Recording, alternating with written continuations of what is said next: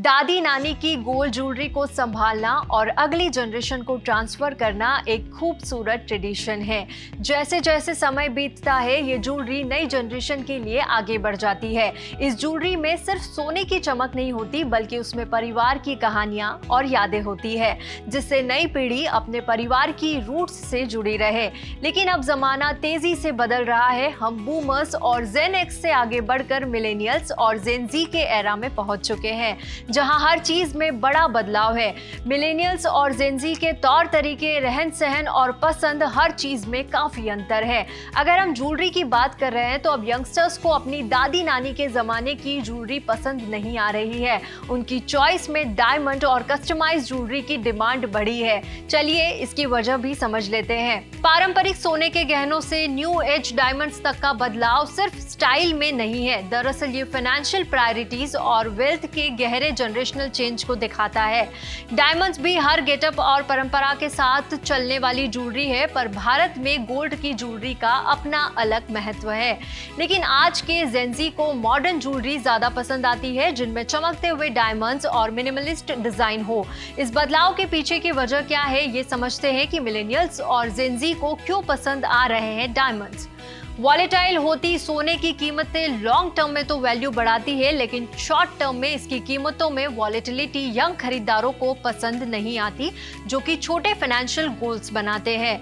Millennials और जेन जी में lab में बने डायमंड्स पसंद करते हैं, क्योंकि लैब में बने डायमंड्स फिजिकली और केमिकली बिल्कुल नेचुरल डायमंड्स जैसे होते हैं और नेचुरल डायमंड्स के मुकाबले काफी सस्ते भी होते हैं। आज के कंज्यूमर्स के लिए सस्टेनेबिलिटी एक इम्पॉर्टेंट फैक्टर है। ज्वेलरी में भी ऐसा ही है। लैब ग्रोन डायमंड्स को ट्रेडिशनल माइनिंग की तुलना में एनवायरमेंट फ्रेंडली ऑप्शन माना जाता है। डायमंड्स के लोकप्रिय होने की एक और वजह पर्सनलाइज्ड ज्वेलरी का बढ़ता चलन भी है।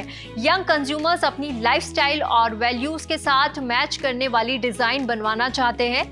डेलॉर्ट के हालिया सर्वे से पता चलता है कि भारत में जेन जी के 48% कंज्यूमर बनाकर रखी गई ज्वेलरी की जगह कस्टमाइज्ड ज्वेलरी पसंद करते हैं। मतलब यूनिकनेस पर जेन जी का फोकस है।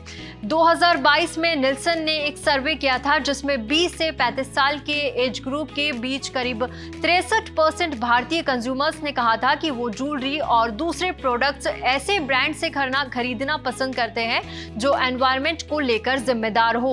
GJEPC यानी कि gem and jewellery export promotion council द्वारा की गई एक स्टडी के मुताबिक 2021 से 2023 के बीच लैब में बने डायमंड्स के एक्सपोर्ट में 200% का इजाफा हुआ।